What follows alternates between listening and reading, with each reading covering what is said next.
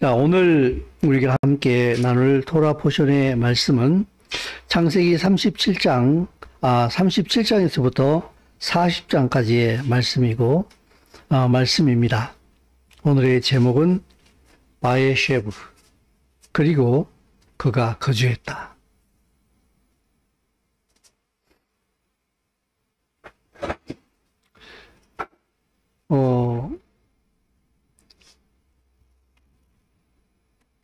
요새 이제 우리나라는 월드컵 16강에서 탈락했습니다만은 이제 오늘 밤에는 봤더니 그 월드컵 결승전이 진행이 되더라고요. 한동안 이 결승전, 이 월드컵 때문에 우리 손흥민 선수와 더불어서 그 손흥민 선수의 아버지인 손정웅 씨가 상당히 많이 언론에 이렇게 노출되어지는 일들이 많이 있었어요. 근데 알고 봤더니 그 손정웅 씨가 책도 한 권 썼더라고요. 모든 것이 기본에서부터 시작한다.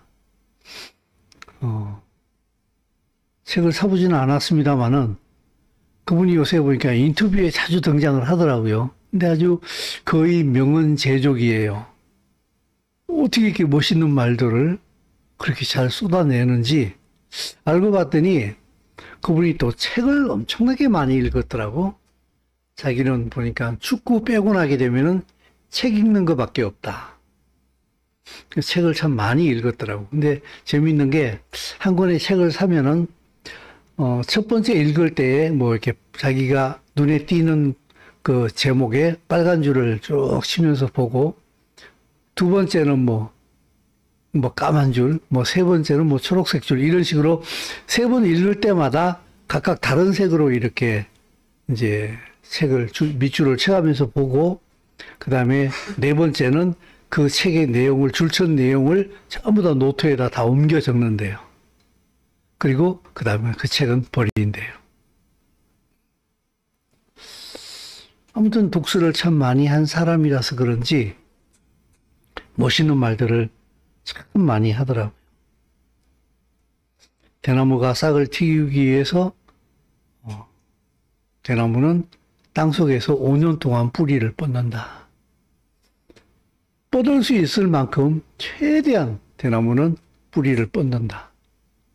그리고 5년 후에 싹이 탁 튀어오르는데, 그때부터 싹이 오르기 시작하면은 하루에 70cm씩 자란다. 알고 있는 일이면서도 그분이 얘기를 하니까 더 참 감동스럽게 다가오더라고요. 왜냐하면은 그 손흥민 선수를 자기가 이제 직접 축구 교육을 시키면서 그렇게 기본기만 시켰잖아요. 그죠? 아무튼 축구는 공을 가지고 하는 게임이기 때문에 공을 가장 자유자재로 다뤄야 된다. 그래서 이게 트래핑 연습이라 그러나요? 공 통통 튀기면서 양발 이렇게 여러 방향으로 공을 튀기고 받고 하는, 공을 다루는 기본 기술을 2년인가 3년인가 시킨다 그러죠. 지금은 이제 그 춘천에 있는 그 손정웅 씨가 하는 그 축구 클럽에서 지금 그렇게 한대요. 보통 학교에서 일반 축구부에 들어가게 되면은 6개월 정도에 끝나는 과정을 거기에서는 2년 내지 3년 동안 시킨다는 거예요.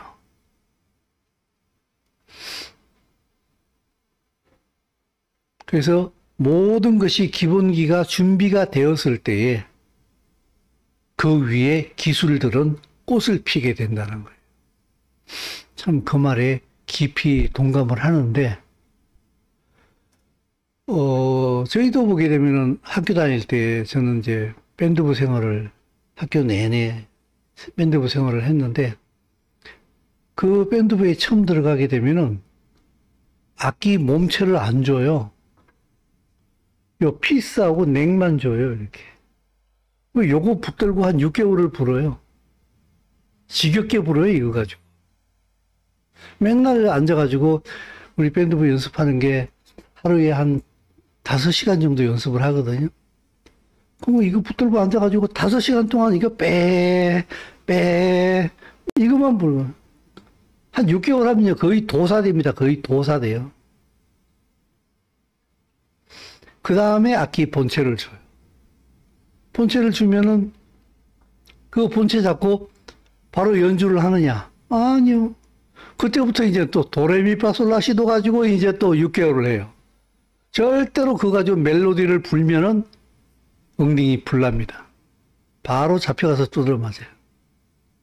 그냥 도레미파솔 이것만 불어요. 그것도 이제 뭐 4박자, 8박자, 16박자 뭐 가장 길게 끌면 이제 뭐 36박자까지 끌어보라고 그래요.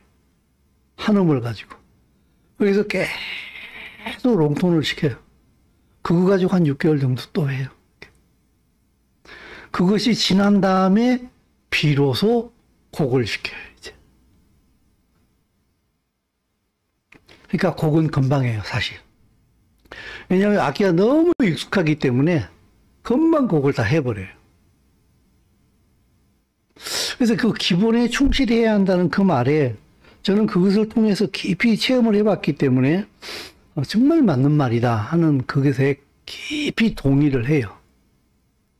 근데 여러분, 그분이 하시는 그 말씀을 통하여서 저는 신앙의 기본인 성경을 우리 그리스도인들이 얼마나 어떤 자세로 그 성경을 대해야 하는가 하는 부분에서 참 생각이 많았어요. 그 축구 선수가 공을 잘 다루기 위하여서 가장 기본인 그 공 다루기를 몇 년 동안 하면서 그가 몸으로 체득하는 것처럼 성경을 깨닫느냐 못 깨닫느냐를 떠나서 그 성경을 지속적으로 읽어 나간다는 그것 자체, 그리고 성경의 내용을 이렇게 계속해서 보면서 그것이 내 마음속으로 이렇게 흡수가 되어질 수 있도록 충분히 그 성경을 접하는 부분에 있어서 그리스도인들은 정말 너무나 부족하지 않나. 은혜를 받았다 해도 보게 되면 또 성경은 잘 안 봐요. 굉장히 부분적이고. 왜냐하면 제가 이 정도 사람이면 충분히 성경을 충분히 다 알고 있을 것이라고 생각을 하고 얘기를 하다 보게 되면은 못 알아듣는 경우가 왕왕 많이 있더라고. 그러니까 알고 봤더니 성경을 잘 안 보는 사람이야. 그래서 정말 우리가 신앙의 기본이 뭘까 여러 가지를 말할 수 있겠습니다만은 성경을 많이 읽는다. 물론 많이 읽는 자체로 모든 것이 해결된다는 말은 절대로 아니겠습니다만은 먼저 성경을 많이 읽어야만이 거기에서 그 말씀을 통하여서 성령께서 우리를 터치할 수 있는 부분이 참 많아지지 않겠는가 하는 그런 생각을 하게 되는데, 성경을 좀 읽었다라고 하는 저도 이제 설교를 하게 되면서요, 요새 특별히 예전에 이스라엘을 모를 때에는 모든 게 나한테 와서 초점이 와 있었기 때문에 비교적 설교하기가 굉장히 쉬웠던 것 같아요. 이스라엘을 알고 난 다음에도 설교가 어렵지는 않아요. 그러나 이스라엘의 중요성과 이 땅에 그 이스라엘이 하나님의 나라라는, 보이는 하나님의 나라라는 사실들을 갖다가 이렇게 계속해서 풀어내게 될 때에 예전에 나중심으로 설교하는 것보다는 조금 더 어려움이 있었어요. 그런데 요새 이제 토라 포션으로 설교를 하잖아요. 그죠? 딱 정해진 본문 안에서 하나님의 나라를 찾아내야 하는. 왜냐하면은 성경은 계속해서 하나님의 나라를 얘기하고 있거든요. 내 중심으로 얘기하고 할 때는 비교적 많이 쉬웠는데 요 정해진 본문 안에서 하나님의 나라를 발견해내고 그렇게 설교를 하는 것이 그렇게 쉽지는 않더라고요. 오늘 이 본문의 말씀을 보게 되면은 토라가 창세기 37장에서 40장의 말씀이에요. 이 말씀에도 역시 성경은 여지없이 하나님의 나라를 얘기하고 있어요. 여러분, 성경은요, 하나님의 버킷리스트예요. 하나님께서 이루고 싶어 하는 것을 성경에다 기록해 놨어요. 내 뜻을, 우리의 뜻을 이루기 위하여서 성경이 기록되어 있는 게 아니에요. 하나님께서는 성경에 나는 이 일을 하고 싶어. 이 일이 이 땅에 이루어졌으면 좋겠어.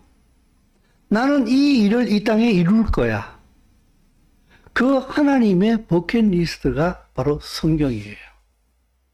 그러므로 성경에서요, 내 소원 성취하는 방법을 터득 이게 끄집어내려고 하게 되면은 없지는 않습니다만은 되게 어려워요. 그게 더 어려워요.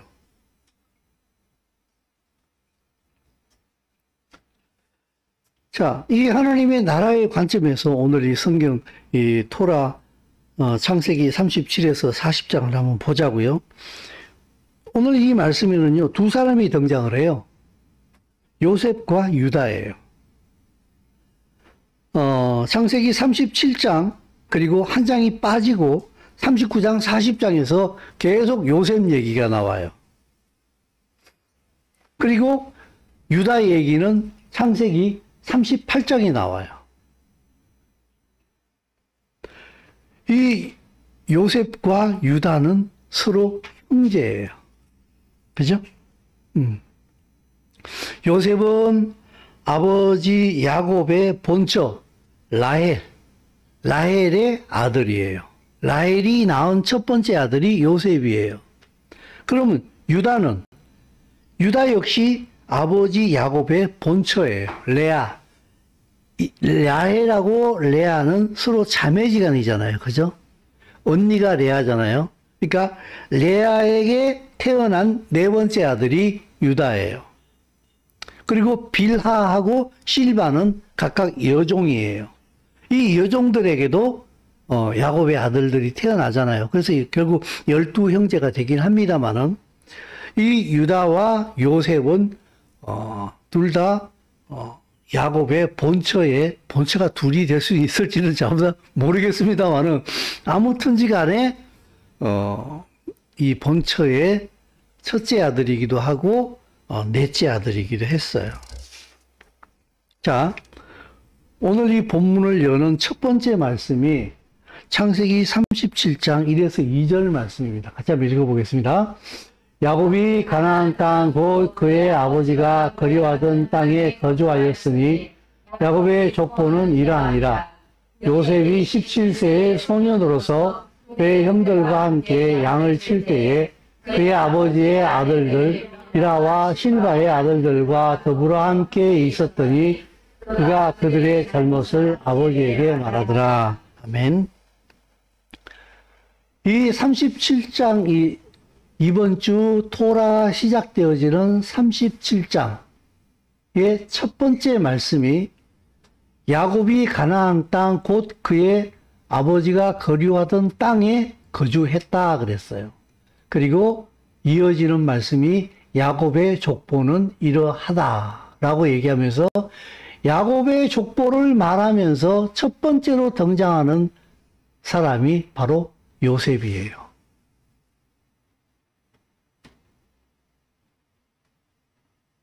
형제의 순차로 따지게 되면은 요셉은 11번째 아들인가 그럴 거예요. 거의 막내에 가까워요. 근데 첫 번째로 등장을 해요, 요셉이. 루벤이 등장을 해야 되잖아요. 그죠? 첫 번째 아들이면, 그죠? 야곱의 족보는 이러하니라 하면서 요셉이 딱 등장을 해요. 근데 보통 우리 성경의 족보 얘기하게 되면은 누가 누구를 낳고 이런 식으로 나가잖아요. 그죠? 근데 여기는요, 요셉이 등장을 했는데 요셉 얘기가 나와요, 바로. 요셉이 누구를 낳았다, 그 다음에 누구를 낳았다 얘기 아니라 족보는 이러하니라 야곱이 17세의 소년으로 이렇게 바로 어떤 이야기가 쭉 등장을 한다고요. 약간 설명이 필요한데, 야곱이 가나안 땅 곧 그의 아버지가 그리워하던 땅에 거주하였으니 하나님의 나라의 부분적 완성이에요. 알리야가 이루어진 거예요. 야곱이 누굽니까? 이스라엘이에요. 이제부터는 야곱 그러면 이스라엘로 들으면 돼요. 야복강에서 그의 이름이 이스라엘로 바뀌었지요. 그죠? 그 이후의 얘기예요. 하나님으로부터 이스라엘이란 이름을 얻었어요. 그 이스라엘이 가나안 땅에 거주했어요. 정상이에요? 비정상이에요? 지극히 정상이에요. 원래 하나님이 약속하신 땅에 이스라엘이 드디어 딱 거주한 거예요, 이제. 야곱이 아니라 이스라엘이 가나안 땅에 딱 거주를 했다고. 이제 뭔가 완성형이 딱 되거든요. 근데 성경은 이제부터 이스라엘이 어떻게 형성이 되어지는가를 이야기하고 있는 거예요. 그러니까 이거는요, 어떻게 보면은 시작과 끝을 지금 동시에 얘기하고 있어요. 야곱이 이스라엘로 가나안 땅에 거주함으로 완성이 됐어요. 그러나 이제부터 이 이스라엘이 하나님이 원하시는 그 모양을 가지게 하기 위하여서 새로운 출발을 시작하는 거예요. 그래가지고 그 이스라엘이 다시 한 번 더 완전한 모습으로 이스라엘 땅에 거주하게 될 때에 그때 하나님의 나라는 완성이 되어진다라고 하는 이중적 의미를 가지고 있다. 이렇게 보면 될 것 같아요. 어렵습니까? 안 어렵죠? 네. 자, 르우벤이 등장을 하지 않고 육신적 장자인 르우벤이 가장 먼저 등장을 하지 않고 요셉이 장자로서 가장 먼저 등장을 한다. 왜? 성경은 굉장히 정확하다. 그 밑에 창세기 35장 22절 말씀 읽습니다. 시작. 이스라엘이 그 땅에 거주할 때에 르우벤이 가서 그 아버지의 첩 비라와 동침하며 이스라엘이 이를 들었더라. 야곱의 아들은 12이라. 큰아들 르우벤이 많이 컸어요. 컸는데 어쨌든 첩이긴 한데 자기 어머니 뻘이잖아요. 그죠? 야곱의 첩이었던 빌하, 어머니 라헬의 몸종이었죠. 그죠? 와 그 시기를 했어요. 야곱이 어땠을까요? 야곱이 여러분 마음의 심정이 어떻겠어요? 찬바람이 불었겠지요. 그죠? 들었어요. 근데 아무 말 안 했어요. 근데 나중에 야곱이 숨을 거두기 직전에 12아들을 모아놓고서 그 12아들을 하나님의 이름으로 축복하는 장면이 나와요. 그때 야곱이 이 얘기를 합니다. 창세기 49장 1, 3절을 읽어봅니다. 야곱이 그 아들들을 불러 이르되 너희는 모이라. 너희가 후일에 당할 일을 내가 너희에게 이르리라. 너희는 모여 들어라. 야곱의 아들들아 너희 아버지 이스라엘에게 들을지어다. 르우벤아 너는 내 장자요 내 능력이요 내 기력의 시작이라. 위풍이 월등하고 본능이 탁월하다마는 물의 끓음 같았은즉 너는 탁월하지 못하리니 내가 아버지의 침상에 올라 더럽혔음이로다. 그가 내 침상에 올랐던다. 무슨 말인지 알겠지요? 야곱이 그걸 가슴에 깊이 담아두고 있었어요. 그게 아버지로서 너무 큰 상처가 되었던 것 같아요. 사실은 이것은 성경에서 엄청나게 금하는 일이거든요. 아버지와 아들이 같은 여자에게 들어간다? 이건 있을 수 없는 일이거든요. 그죠? 근데 르우벤이 그 짓을 했다고요. 그래서 성경이 나중에 역대상 5장 1절에 가보게 되면 이게 정확하게 기술이 되어집니다. 시작. 이스라엘의 장자 르우벤의 아들들은 이러하니라. 르우벤은 장자라도 그의 아버지의 침상을 더럽혔으므로 장자의 명분이 이스라엘의 아들 요셉의 자손에게로 돌아가서 족보의 장자의 명분대로 기록되지 못하였는. 르우벤은요 장자였는데 장자의 명분을 뺏겨버렸어요. 그리고 그 장자의 명분이 요셉에게로 넘어가 버려요. 그래서 요셉이 첫 번째로 등장하는 거예요. 여러분, 르우벤을 말할 때에 야곱이 이렇게 말합니다. 너는 내 장자여 능력이여 내 기적의 시작이라. 위풍이 월등하고 권능이 탁월하다마는 물의 끓음 같았은즉 너는 탁월하지 못하리니. 물이 끓을 때 확 끓면 어떻게 돼요? 감당 못하잖아요, 그죠? 확 끓어올 때, 그죠? 여러분, 성질 내는 거 조심하세요. 나 한번 그래 봤어.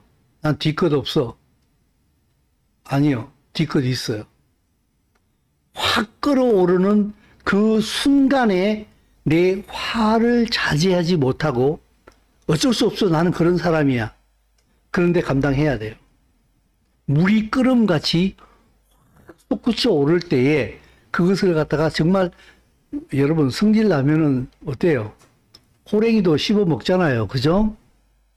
그때는 호랑이도 같이 씹어 먹을 것 같은 그런 분노가 내 속에서 솟구쳐 오르잖아요. 그죠? 그걸 절제할 수 있어야 돼요. 그거 못하면은요, 날아갑니다. 르우벤은 어떻게 됐어요? 장자에서 미끄러져 버렸어요. 에서 장자였죠. 배고프다고 껄떡거리다가 어떻게 됐어요? 팥죽 한 그릇에 장자의 명분 날아갔죠? 그죠? 성질 조심하세요. 그것을 우리는 컨트롤할 줄 알아야 돼요. 내가 속에서 불이 올라올 때에 조심해야 돼요.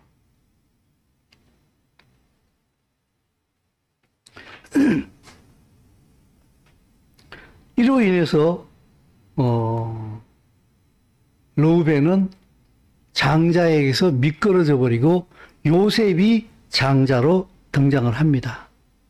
그래서 야곱의 족보, 즉 야곱의 그 이야기에서 역사에서 첫 번째로 요셉이 등장을 하는 거예요. 야곱은 이스라엘이에요. 즉 이스라엘이 이렇게 이루어졌다라고 말하면서 창세기 37, 38, 39, 40장까지 쭉 얘기를 하게 되고 그 다음으로 계속해서 이제 이스라엘이 어떻게 형성이 되어지고 있는지 그 내용을 이야기하고 있는 거예요. 그 이스라엘의 모습이 바로 요셉이라는 거예요. 이제부터 요셉이 형들에 의해서 팔려가고 그가 노예 생활을 하고 감옥에 갇히고 그리고 그가 애굽의 총리가 되는 그 모습까지 쭉 이어져 가면서 그게 바로 예수아다 지금 얘기하고 있어요. 이스라엘이 바로 요셉이다. 요셉의 모습이 이스라엘이다. 그 이스라엘이 바로 예수아의 모습이다. 이 얘기를 하고 있는 거예요. 그래서 성경은 철저하게 하나님의 나라의 관점으로 봐야만이 성경이 올바로 보이기 시작하는 거예요. 그런데 이제 37장에서 요셉이 그 형들에 의해서 노예로 팔려가는 모습으로 시작을 하잖아요. 그죠? 근데 갑자기 38장에 가게 되면은 무슨 칼로 무를 뚝 잘라버리듯이 요셉의 얘기가 가운데 뚝 끊어져 버려요. 그리고 갑자기 유다의 얘기가 나와요. 그죠? 여러분, 창세기 37장 36절 말씀을 읽어봅시다. 자, 시작. 그 미디안 사람들은 그를 애굽에서 바로의 신하 신일이랑 보디발에게 팔았더라. 이제 그게 요셉 얘기잖아요. 그죠? 그래서 그 다음에 어떻게 됐죠? 얘기가 이어져 가야 되는데 갑자기 38장 1절 보십시오. 시작. 그 후에 유다가 자기 형제들로부터 떠나 내려가서 아둘람 사람 히라와 가까이 하니라. 갑자기 유다의 얘기를 훅 바꿔버려요. 아주 생뚱맞게. 이건 뭔 얘기인가 하게 되면요. 두 가지 얘기를 지금 동시에 하고 있는 거예요. 요셉이 이스라엘의 모습이야. 그 이스라엘이 예수와의 모습이야. 그런데 그 예수와는 또 다른 모습을 가지고 있는데 바로 유다의 후손으로 오는 거야. 예수와는 유다 지파입니다. 요셉 지파가 아니에요. 요셉이 예수와의 모습을 투영하고 있는데 그 예수와의 모습을 가지고 있는데 그 예수와는 요셉의 후손으로 오는 게 아니라 유다의 후손으로 온다. 이 두 가지 이야기를 성경이 지금 동시에 같이 풀어가고 있는 거예요, 지금. 그래서 두 메시지가 있어요. 이스라엘은 두 왕국으로 나뉘게 된다는 것을 갖다가 예언하고 있는 거예요. 여러분, 성경이요, 토라는 예언서예요. 창세기, 출애굽기, 레위기, 민수기, 신명기는요, 예언서예요. 이 세상이 어떻게 시작되어져 가지고 이 세상이 어떻게 끝날 것인 것에 대하여서 하나님의 플랜이 완벽하게 나와 있는 예언서예요. 그리고 그것이 어떻게 풀어지는, 이스라엘 안에서 어떻게 이루어지는가, 그 과정들을 쭉 얘기해 놓은 게 보게 되면은 역사서요, 선지서예요.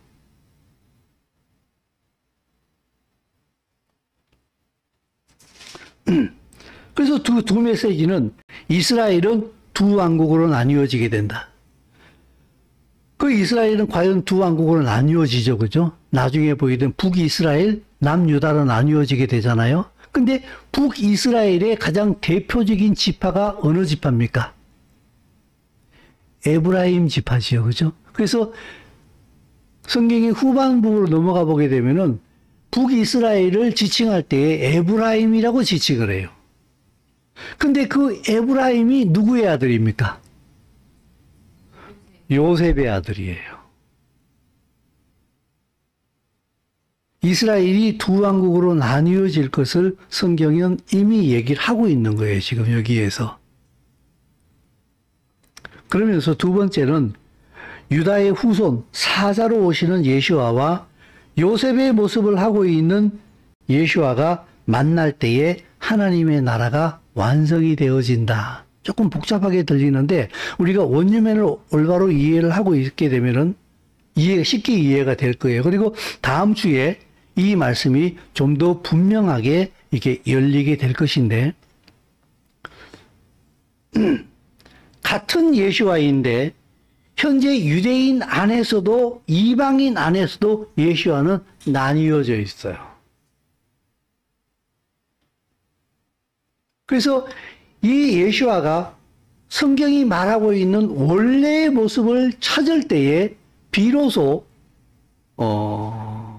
유대인과 이방인이 하나가 되는 거예요. 다음 주에 얘기할 내용이긴 합니다만은 보십시오.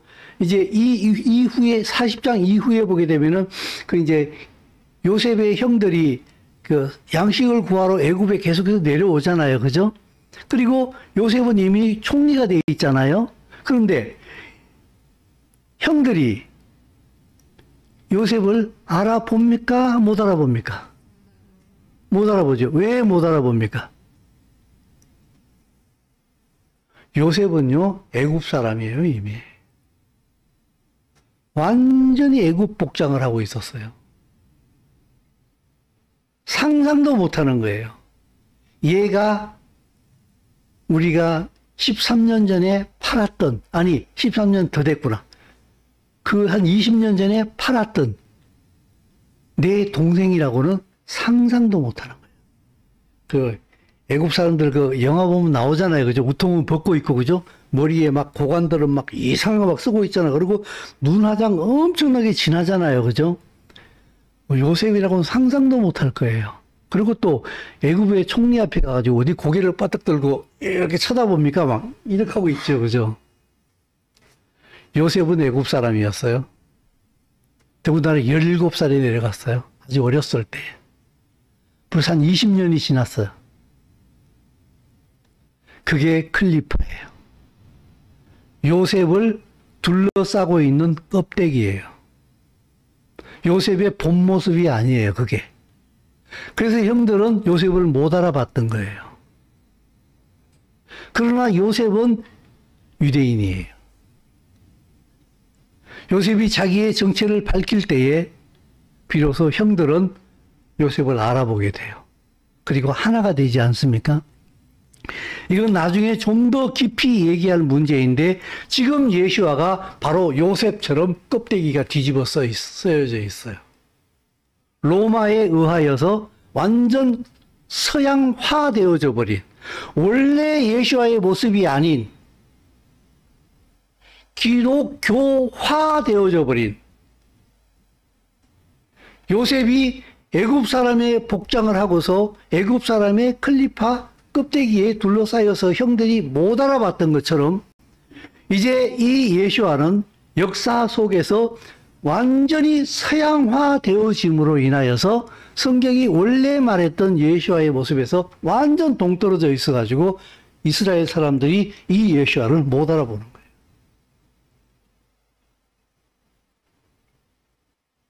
요셉은 이방인 애굽의 구원자가 돼 있었어요. 그 흉년, 풍년을 잘 관리함으로 인하여서. 그죠? 근데 그가 이스라엘의 구원자이기도 한 거예요. 요셉이 누구를 살렸어요? 형제 다 살리잖아요. 그죠? 여기에 성경에 깊은 그 비밀이 숨겨져 있는 거예요, 지금.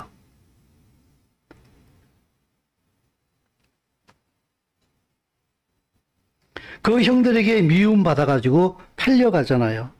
아버지 야곱이 좀 잘못하긴 한 것 같아요. 너무 야곱을 편애했잖아요. 그죠? 또 야곱도 약간 멍청했어. 멍청했다기보다 너무 순진했어. 형들이 자기 안 좋아하는 걸 알면은 좀 할 얘기 안 할 얘기 좀 구분해야 되잖아요. 그죠? 꿈꿨다고 또. 형들의 곡식단이 내 단에게 절합디다.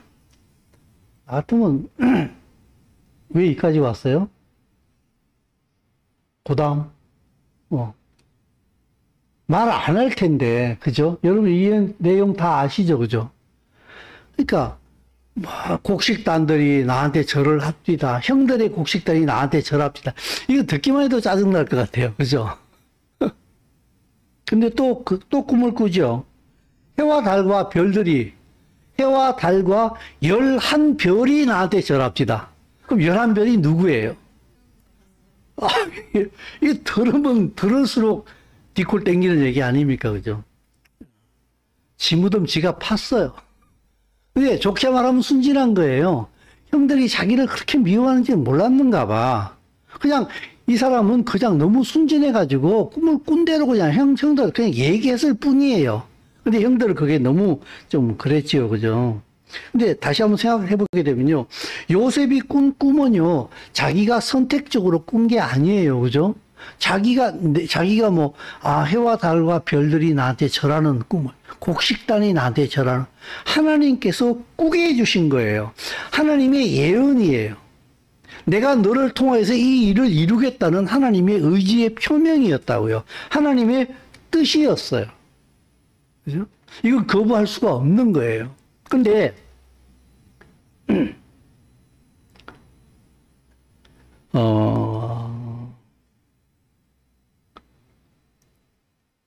그 다음 말씀을 보게 되면은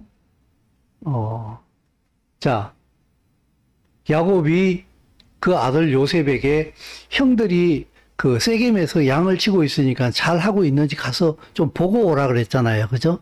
그래서 아버지 야곱의 심부름 때문에 형들에게 갔어요. 갔더니 세겜에는 없었어요.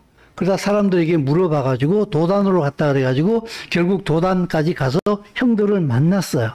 그러니까 형들이 저 요셉이 저 멀리서 오는 모습을 보면서 형제니까 금방 알아봤겠지요. 그죠? 자, 온다. 자, 보세요.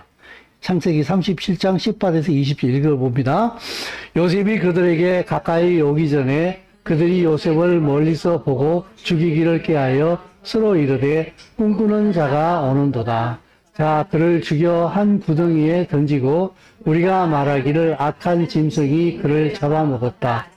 그의 꿈이 어떻게 되는지를 우리가 볼 것이니라 하는지라. 아멘. 자, 보십시오. 형들이 지금 그의 꿈이 어떻게 되는지를 우리가 볼 것이니라. 그 꿈대로 되나 안 되나 한번 보자. 우리가 죽여버리자. 또 다른 의미를 보게 되면 형들은 테스트를 하는데 사실은 하나님을 대적하고 있는 거예요. 하나님께서 요셉을 통해서 이 일을 이루시려고 하는데 되나 안 되나 한번 보자. 우리가 죽여버릴 테니까 되나 안 되나 한번 보자. 그죠? 애초부터 예수와의 메시아 되심은 늘 의심받아 왔어요. 예수와께서 자기 자신을 내가 하나님의 아들이라 그랬을 때 유대인들은 거의 경기를 일으켰어요. 똑같아요. 하나님으로부터 온 꿈을 얘기했더니 형들이 경기를 일으켜요, 지금. 그래서 죽여버리자. 예수와도 마찬가지잖아요, 그죠? 이르되 성전을 헐고 사흘에 짓는 자여, 내가 만일 하나님의 아들이어든 자기를 구원하고 십자가에서 내려오라.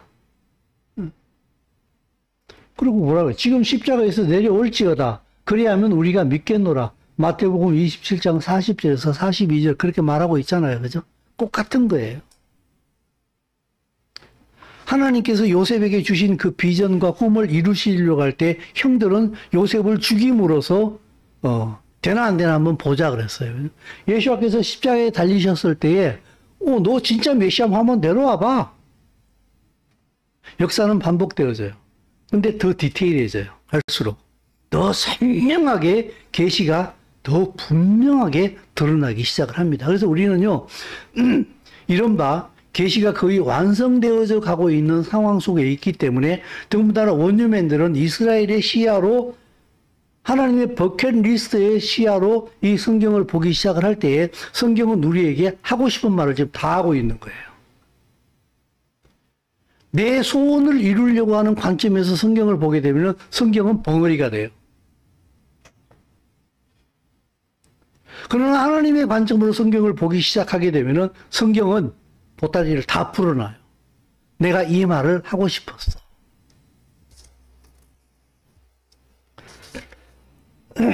마침 지나가던 상인들에게 요셉을 노예로 팔아버립니다.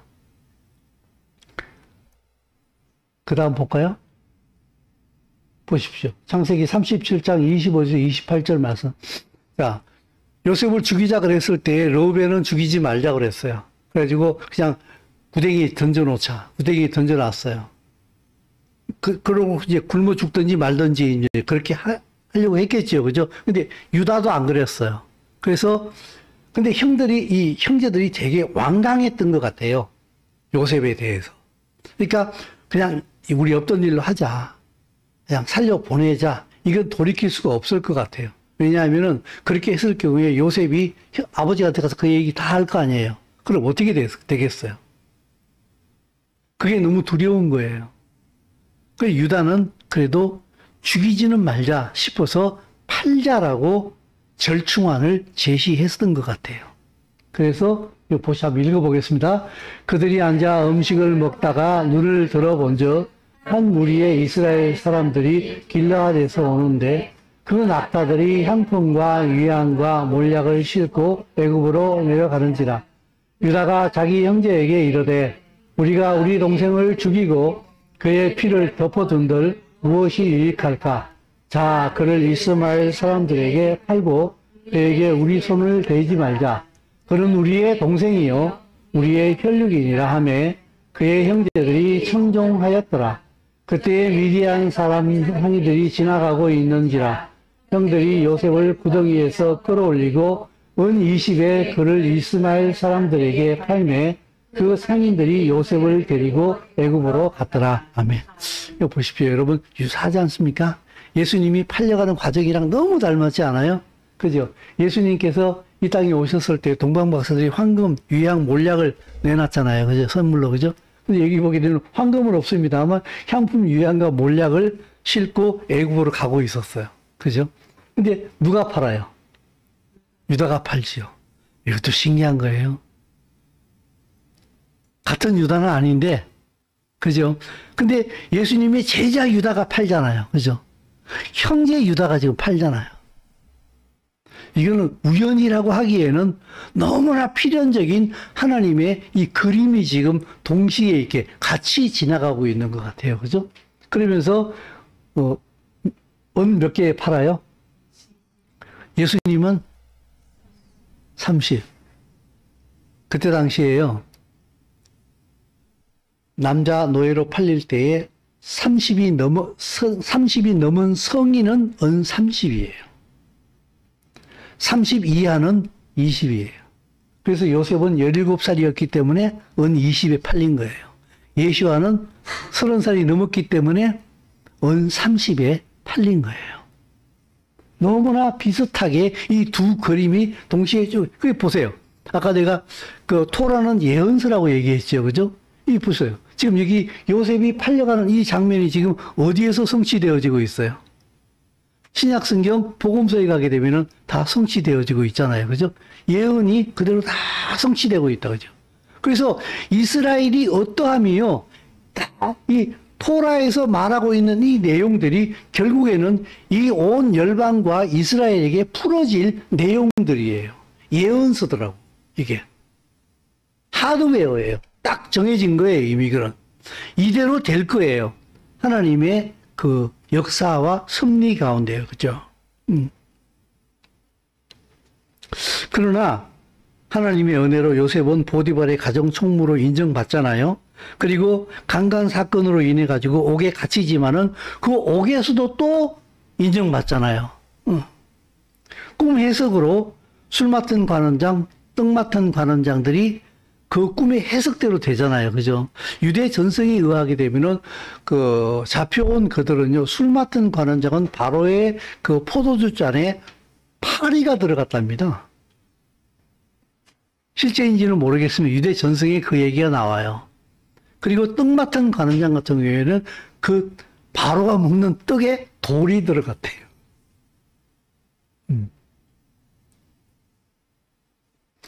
근데 아무튼 요셉이 그 하나님의 은혜 가운데 형통한 길을 걷잖아요. 그래서 실제적으로 생각해 보게 되면 일어날 수 없는 일이 일어나잖아요.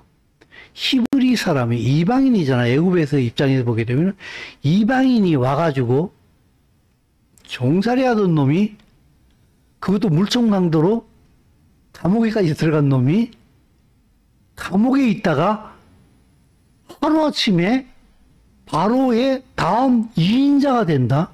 이건 있을 수 없는 일이에요. 이건 하나님이 수직 상승시켜 주신 거예요. 그죠? 예수아가 그러한 거예요. 죄인으로 십자가에 죽으신 거예요. 부활해서 만왕의 왕이 되신 거예요. 꼭 같잖아요. 그래서 토라는 예언서라니까요. 그게 그대로 다 이루어진다니까. 요셉이 이방 땅에서 구원자가 돼 있어요. 왕이 되잖아요. 그죠? 예수와는 지금까지 어디에서 더 이름을 날립니까? 이스라엘에서 이름을 날립니까? 이방 땅에서 이름 날립니까? 이방 땅에서 이름 날리죠. 그죠? 근데 그 이방 땅에서 이름 날리는 예수와의 모습이 원래의 모습입니까? 원래의 모습이 아닙니까? 원래의 모습이 아니지요. 요셉이 애굽 사람의 복장을 하고 있잖아. 지금 예수와가 어떤 모습이에요? 로마화 되어져 있잖아. 그죠? 이것이 벗겨질 때에 참 예수가 드러나는 거예요. 그게 지금 원주맨을 통하여서 지금 드러나고 있는 지금 상황이라 이 말이에요. 우리는 예수와의 참모습을 보고 있는 사람이라고요. 유대인의 왕으로 오신 예수를 보고 있다고 지금. 원래 성경이 말하고 있는 그 예수와를 지금 우리는 보고 있다고요. 얼마나 복된 사람인들인지 몰라요, 우리가. 알아야 면장을 한다 그러잖아요. 그죠? 알아야지 똑바로 기도하죠.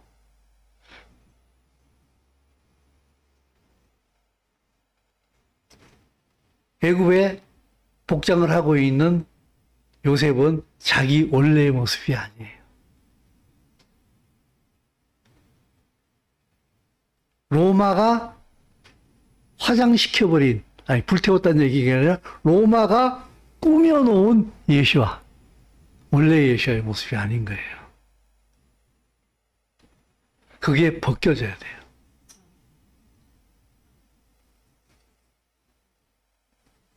요셉의 메시지는 그렇습니다. 그림이 완성되기 전까지는 그 그림의 참모습을 못 봅니다.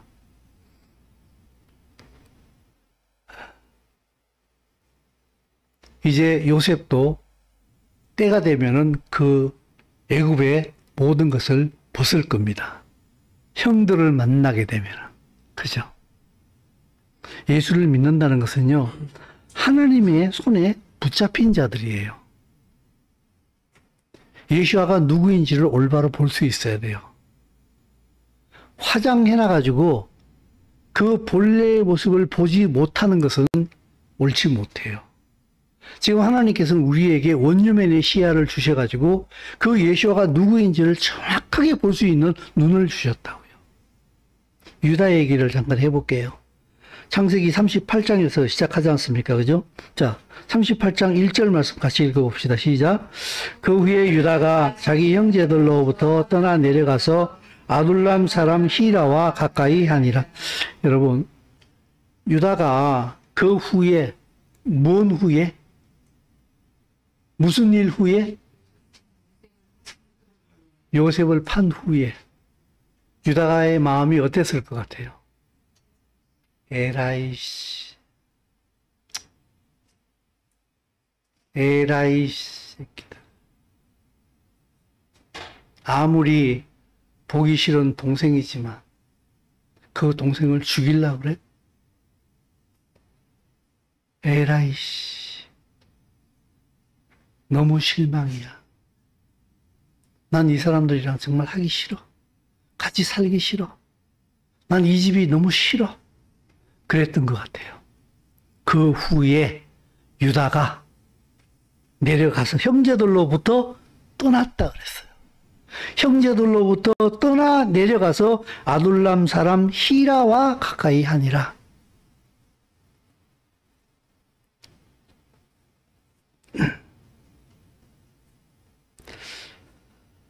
르우벤도 요셉을 살려서 아버지에게로 돌려보내려고 했고 유다도 같은 마음이었습니다만 아까 말씀드린 대로 형제들이 너무 완강했던 것 같아요.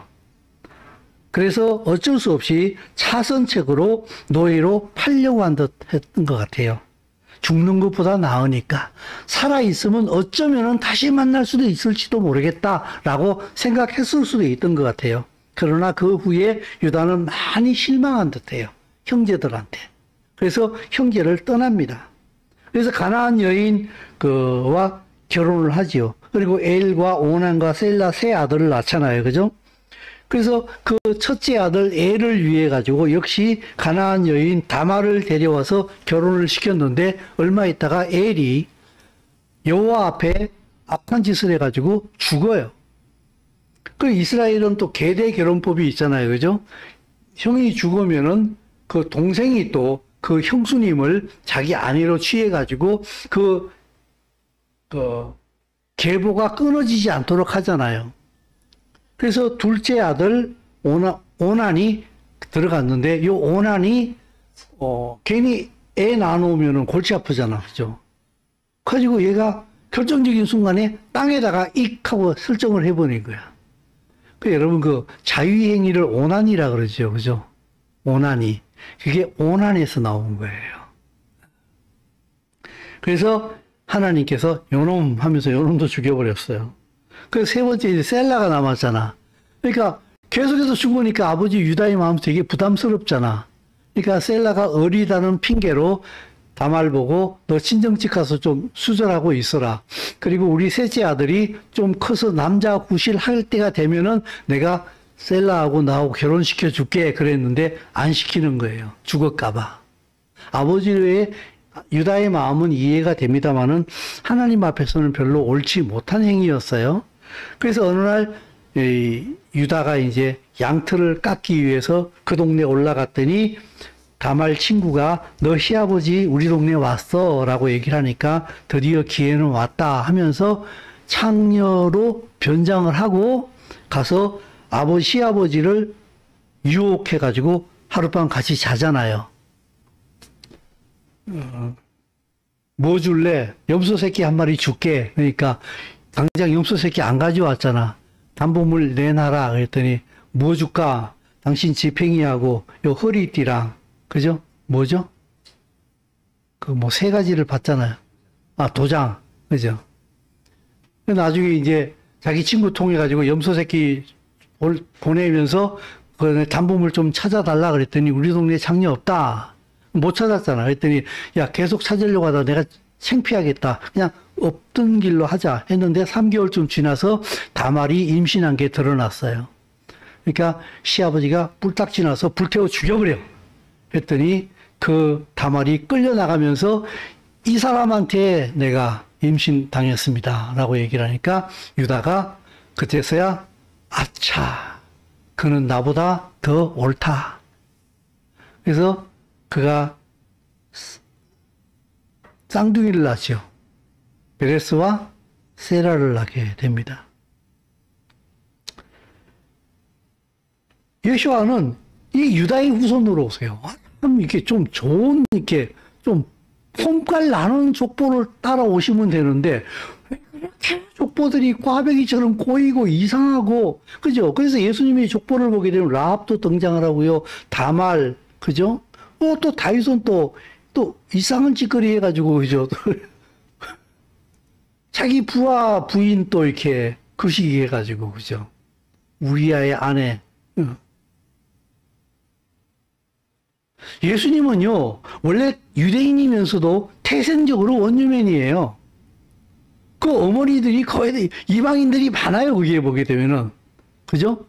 예수와는 원래 태생적으로 원주민이 아닌가 이런 생각을 하게 되는데 여기서 우리가 깨달아야 할 게 이겁니다. 하나님의 뜻은 반드시 이루어진다는 거예요.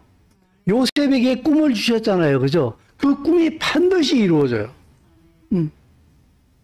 그게 역설적인 게 아까 제가 말씀드린 서두에 말씀드린 그거예요. 창세기 37장 1절에서 2절까지 보게 되면은 야곱이 자 넘깁시다.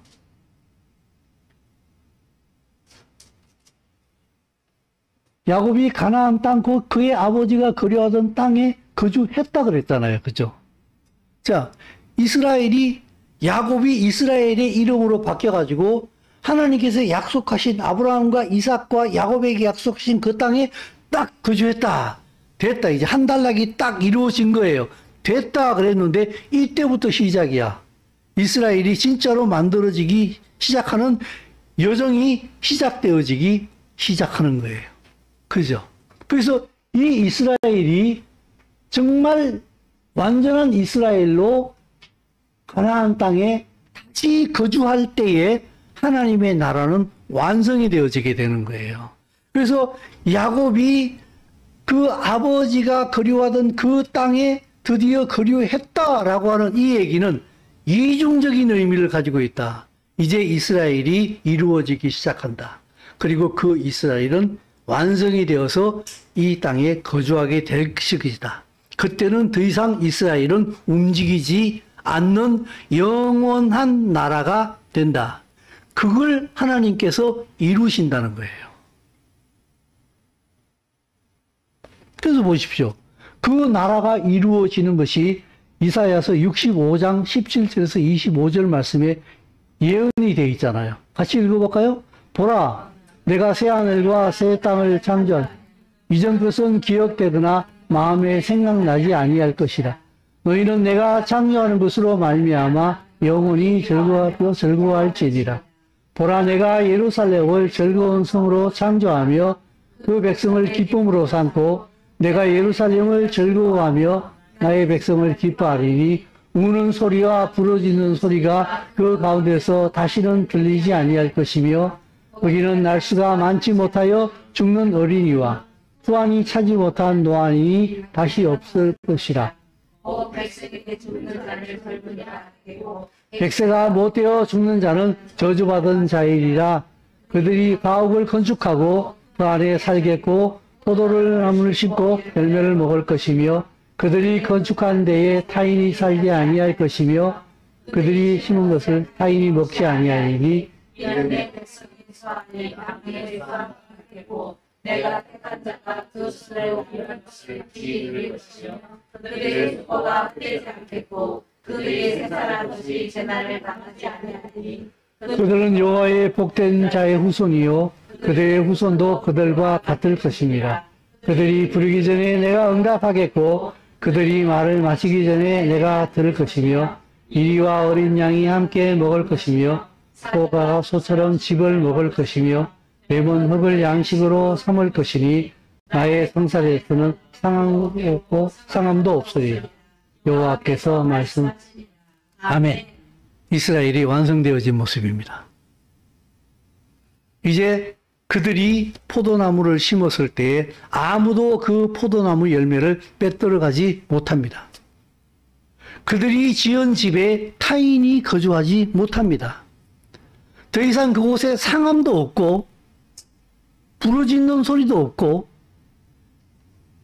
자기 백성의 나이가 몇 살까지 나무와 같다고 그랬어요. 그죠? 이스라엘이 완성되어진 모습이 이사야에 나옵니다. 이때 이게 천년왕국의 모습이거든요. 하나님 나라가 완성되어지게 되는 거예요. 사랑하는 성도 여러분, 요셉의 꿈은 하나님이 주신 꿈이잖아요. 그 과정은 고난의 메시아예요. 결과는 만왕의 왕의 모습이에요. 왜요? 해와 달과 별이 요셉에게 절하고 있잖아요. 예수아가 결국 만왕의 왕이 될 것이라는 것을 요셉의 꿈을 통해서 말씀하고 계신 거예요. 근데 그 과정은요, 이스라엘조차 비웃어요. 형제들조차도 비웃잖아요, 예수님을. 예수님 의심하잖아요, 그죠? 예수와의 형제들도 예수를 믿지 않아요. 그러나 하나님은 이루세요. 그러므로 사랑하는 성도 여러분, 여기서 내가 무슨 나의 소원을 찾겠습니까, 여기서? 성경이 지금 뭐 얘기하고 있는 거예요? 요셉처럼 우리가 고난을 당하더라도 끝까지 참으면은 요셉이 국무총리가 된 것처럼 나도 한따까리 할 거야. 이걸 찾아내시겠습니까? 네, 그럴 수도 있습니다. 나 그럴 수 없다라고 생각하지는 않아요. 근데 성경은 지금 그 얘기를 하고 있는 게 아니에요. 예수아가 어떤 과정을 거쳐서 만왕의 왕이 될 것인가, 그 얘기를 하고 있는 거예요. 근데 거기다가 내 걸 자꾸 끼워 넣으려고 하게 되면은 얼추 이렇게 맞아가는 부분도 있긴 합니다만은 되게 안 맞는 옷 같은 얘기인 거예요. 오히려 하나님께서 이걸 이루시고자 하는 여기에 나를 실어 올리는 것이 훨씬 더 정확한 그리스도인의 입장일 것이다. 그러므로 그 하나님의 나라의 완성에 내 삶에 초점을 둬라. 내가 어떻게 하면 이 땅에서 부귀영화를 누릴 것인가, 여기에 초점을 두지 말고 하나님께서 이렇게 이루고 싶어하는 이 하나님의 나라에 내 삶에 초점을 맞춰서 그의 나라와 그의 의를 구하는 데에 당신의 삶의 모든 총력을 다해라. 아까 제가 말씀드린 것처럼 성경은 하나님의 버킷리스트라고 했어요. 그러면은 내가 그 길에 같이 살아가게 되면은 나는 하나님의 소원을 성취해 주는 자로 살게 되는 거예요. 내가 그분의 말씀에 순종하는 삶을 살게 되면은 나는 하나님의 마음을 시원하게 해드리는 자의 삶을 살아가는 거예요. 그게 정말 성공하는 자의 삶이 아니겠습니까? 말씀, 묵상, 기도 정말 큰일입니다. 하나님의 언약을 가진 자가 그것을 하고 있다고 할 때에 이것은 더 큰일입니다. 언약을 가진 자의 목소리가 하나님께 가장 크게 들립니다. 우리 어른들이 늘 얘기하잖아요. 운동장에서 애들이 몇백 명이 바글바글 거리고 있어도 내 자식이 엄마, 아빠 이러면은 그 소리가 내 귀에 들리잖아요. 그 아이들이 아각거리고 있는 수많은 소리 가운데 내 아들의, 내 딸의 목소리가 내 귀에 들리잖아요. 하나님께서 그렇게 이루시고 싶어 하시는 하나님의 나라를 완성시키려고 하고 싶은데 이 땅에서 오 하나님 이스라엘을 회복시켜 주시옵소서. 당신의 뜻을 이루시기 원합니다. 예수께서 이 땅에서 십자가에 죽으시고 부활하신 그 뜻이 이루어지길 원합니다. 이렇게 하게 되면은 주님 제가 대통령을 만들어 주시면은 제가 교회를 500개씩 짓고 어디에 하나님의 귀가 당나귀 귀가 될 것 같습니까? 전자입니까? 후자입니까? 이겁니다. 이게 지혜로운 사람입니다. 고난이 없다는 뜻이 아닙니다. 고난이 그를 없애지 못한다는 것입니다. 고난의 주관자가 하나님이시기 때문에 그렇습니다. 사랑하는 성도 여러분, 당신이 예수께서 그렇게 이루시고자 하는 그 하나님의 나라의 언약을 당신이 딱 붙들고 있으면요, 고난이 당신을 소멸시키지 못합니다. 못 소멸시킵니다. 요셉이 애굽으로 팔려갔는데 없어졌습니까? 못 없앱니다. 다니엘이 바벨론으로 포로로 잡혀갔는데 죽었습니까? 안 죽습니다. 왜? 언약을 가지고 있잖아, 언약을. 그 사람들이 죽어버리면 하나님의 버킷리스트를 못 이룬다니까요. 그러므로 이 하나님의 시선이 누구에게 가겠습니까? 자기 언약을 가지고 있는 자에게 갈 수밖에 없잖아요. 그렇죠? 유다의 절망. 유다 엄청나게 절망했잖아요. 그죠? 형제들한테 실망했잖아요. 그죠? 그래서 오죽하면 형제를 떠나버리겠지. 집 나갔다니까 지금 유다가. 그죠? 요새 말로 지금 집 나간 거예요. 형제를 떠나버린 거예요. 그래가지고 딴 데 가가지고요. 다른 사람이랑 어울리고 놀고 거기서 결혼하고 거기서 자식 낳고 별짓 다 했어요. 지금. 그쵸? 유다 굉장히 절망해버렸어요. 굉장히 실망했다고요. 사랑하는 성도 여러분. 우리는 때때로 이 세상을 살아가면서 하나님께 실망할 때도 있어요. 성도들에게 실망할 때도 있어요. 형제들에게 실망할 때도 있어요. 더군다나 내 자신한테도 실망할 때도 있다고요. 그러나 당신이 언약을 품고 있으면은 당신의 절망도 당신을 망하지 못하게 하는 거예요. 아멘. 보십시오. 이 유다 말이 돼요? 유다의 행동이 말이 되냐고요. 근데 이 유다를 통하여서 예수와 그리스도가 이 땅에 오신다고요. 막 살아도 좋다는 의미는 절대로 아니라는 거 아시죠? 그죠? 때로는 우리는 삶을 살아가면서 깊은 절망에 빠지기도 합니다. 그러나 그 절망조차도 내가 언약 가운데 살고 있을 때에 나를 없이 하지 못한다. 하나님은 내 절망을 통해서도 주의 뜻을 이루어 나가신다는 사실입니다. 이것이 우리에게 복음이 아니겠습니까? 마지막 말씀 하나 보겠습니다.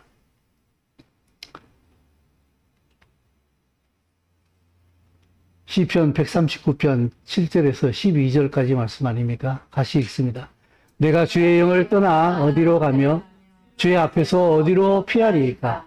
내가 하늘에 올라갈지라도 거기 계시며 수월에 내 자리를 펼지라도 거기 계시나니 내가 새벽 날개를 치며 바다 끝에 가서 거주할지라도 거기서도 주의 손이 나를 인도하시며 주의 오른손이 나를 붙드시리이다. 내가 혹시 말하기를 흑암이 반드시 나를 덮고 나를 두른 빛은 밤이 되리라 할지라도 주에게서는 흑암이 숨기지 못하며 밤이 낮과 같이 비추이 나니 주에게는 흑암이 같으니이다. 아멘. 내가 어디를 갈지라도 하늘에 올라가고 지옥에 내려간다 할지라도 세상 끝에 갔다 있다 할지라도 주의 손이 나를 붙들고 인도하신다. 아멘. 내가 그 하나님의 언약을 붙들고 있을 때에. 그죠? 내가 혹시 말하기를 흑암이 반드시 나를 덮고 나를 두던 빛은 밤이 되리라 할지라도 나를 둘러싸고 있는 모든 환경이 깜깜한 밤이 된다 할지라도 주에게는 흑암과 빛이 같음이니이다. 주의 손에 붙들려 있다고 한다면 아무리 어두운 환경이 온다 할지라도 나를 침몰시키지 못하는 줄로 믿습니다. 아멘. 사랑하는 성도 여러분, 무엇을 추구하시겠습니까? 나를 추구하지 마십시오. 나라를 추구하십시오. 아멘. 거기에 진정한 영생이 있고 거기에 진짜 복이 있고 거기에 진짜 하나님의 사랑이 있는 줄로 믿습니다. 기도하겠습니다. 주님 알게 하시니 감사합니다. 이 비밀을 우리에게 열어주시니 감사합니다. 나를 위해 살지 않고 하나님의 언약을 붙들고 아브라함과 이삭과 야곱에게 약속하시던 그 이스라엘, 하나님의 나라의 완성의 언약을 내가 예수와의 믿음 안에서 내 언약으로 취하여서 거기에 총력을 기울이게 하여 주심으로 하나님의 마음을 시원하게 해 드릴 수 있는 정말 주님이 인정하시는 아름다운 자녀가 되게 하여 주시옵소서. 주님이 땅에 오실 때에 절대 낯설지 않게 하여 주옵시고 기쁨으로 주의 손 붙잡게 하여 주옵소서. 예수님 이름으로 기도드리옵나이다.